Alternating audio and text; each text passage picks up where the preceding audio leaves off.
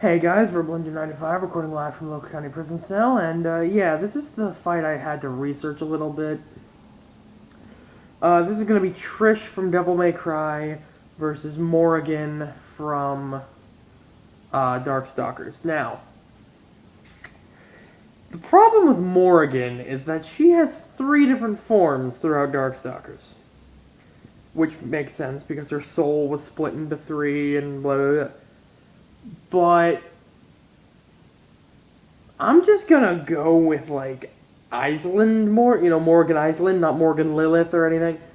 So, because I mean their movesets are pretty much the same, so I'm just gonna. But first let's start with Trish. Trish is, unlike Dante, is a full demon. However, she's not as powerful as he is. She can take care of herself, obviously, but she's actually not as powerful as he is.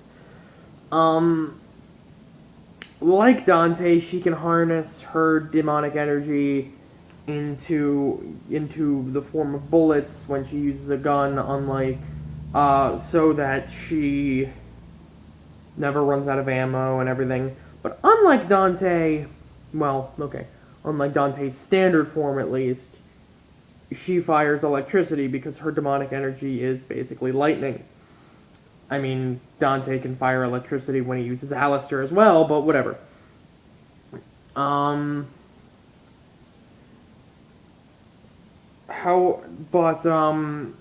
Aside from that, and Trish can also shoot electricity from her hands. I believe at some point she was able to actually make lightning strike people. But yeah, those are her demonic powers, right?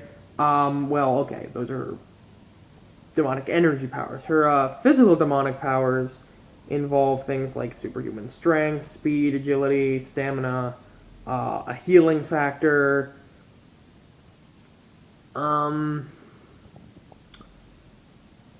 Yeah, so, and, like, her reflexes and actual physical, how do I put this? Her actual, like, physical ability is amazing. To the point where she can do some shit that Dante can do, ride a motorcycle while standing on it, while it's not on its wheels, like, while it's on its side. Like, she can jump off a motorcycle, have it fall over, and then jump on and fucking surf on it, pretty much. So, I mean, she's pretty hardcore with this shit. Now, she also carries, like I said, she carries guns, but she also carries Sparta, the sword that Dante used, which is supposed to be the embodiment of his father's power. Being Dante's most powerful weapon, Trish having it is all, it's powerful, obviously. If it's Dante's, most powerful weapon in the first game, at least, then it's got some fucking punch to it. Sparta is a sword that's just overflowing with demon power, and it can also turn into a scythe. Like Dante, she can throw it and have it, stay in midair, spin around in midair, and it does this as a scythe when they do it. So, and she can keep shooting them and everything. Basically, she just gets the sword to attack for her when that happens. Her actual skill with a sword is actually supposed to be better than Dante's, but I don't actually know if that's something to be believed. Now let's go on to Morrigan. Morrigan, being a Darkstalker, has, enhanced strength, the same general enhanced physical abilities. But she also can fly, because she has fucking wings. But unlike other Darkstalkers, she actually has to, drain the life force from people, which I believe it said in her family they have a specific thing where they can, where whenever somebody's dreaming, the brain produces a certain chemical, and that chemical is basically like a synthesized version of the shit they need to live when they're draining someone's life force. So, yeah, some weird science bullshit, and all of a sudden, she can use Dream Eater.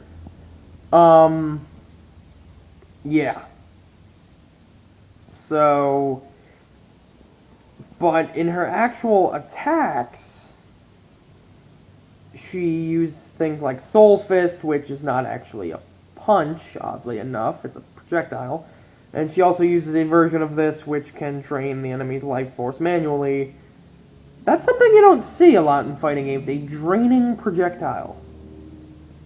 Alright, yeah, cool. Am I missing anything else? The Evil Embrace. Shit, I swear I knew all these before I turned on the camera.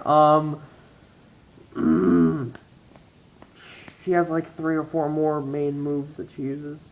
Something about claws, and then something about like binding, I think, something like that. I don't know. Anyway, yeah, but you know what? They're not really anything. They're stuff you would assume she could do by looking at her. If you look at Morrigan, yeah, you would assume the stuff she could do. You know. So, in a fight between Trish and Morrigan,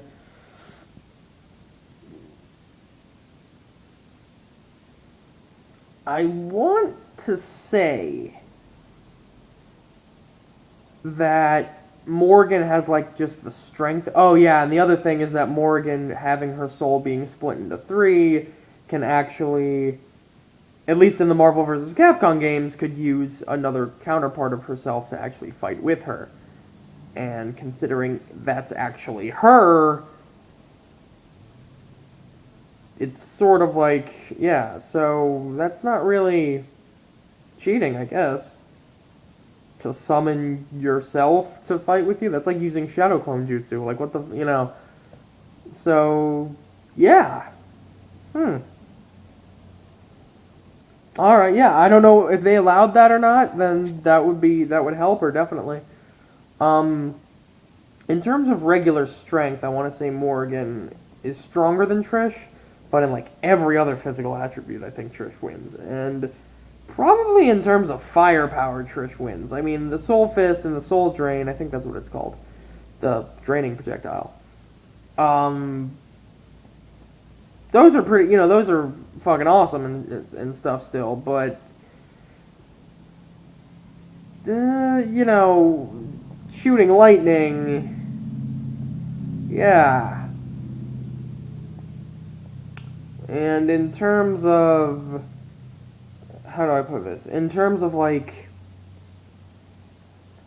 you know, Sparta's gonna fuck up Morrigan, I know that, and with all those other physical abilities Trish has, she could use them to be able to hit Morrigan with Sparta. It's not like, you know, Morrigan can just evade it the whole time. You know, Trish is... Now, if they were using, like, that she can use all 3 of herself to fight Trish, then Trish has a lot more trouble on her hands. But... if it's all 3 of them, I'll say Morrigan, just because, I mean... why not? But if not, I want to say Trish. I want to say Trish would win. Yeah, so... whatever. Verbal Engine 95. Signing out. See ya.